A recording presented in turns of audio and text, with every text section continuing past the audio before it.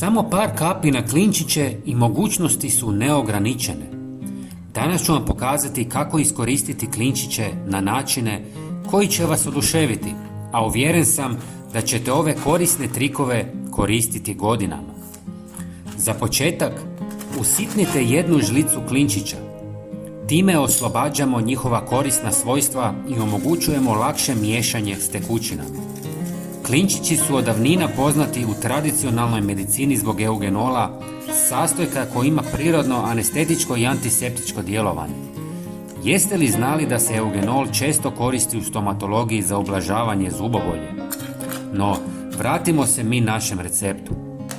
Usitnjene klinčiće prelijte s 200 ml vruće vode i promiješajte.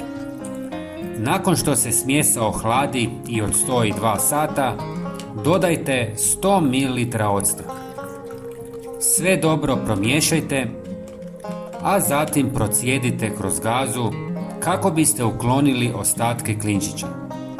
Ova smjesa ima nevjerovatne primjene koje će vam olakšati život. Prva je kao vodica za ispiranje usta, jer klinčići s antibakterijskim svojstvima i ocat zajedno čine savršeno prirodno sredstvo za svjež dah i čistoću usne šupljinje. Ovaj pripravak učinkovito uklanja neugodne mirise i bakterije, a nakon ispiranja osjećat ćete se osvježeni. Preporučuje se koristiti jednom tjedno uz dodatak vode kako ocat ne bi naštetio vašim zubima.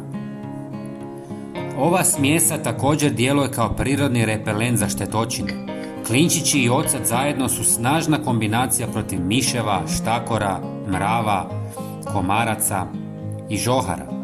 Ulijte je u špricu i nanesite na mjesta gdje primjećujete insekte ili glodavce, bilo u kući, vrtu ili dvorištu. Ako želite, čak možete špricati i kožu kako biste se zaštitili od komaraca.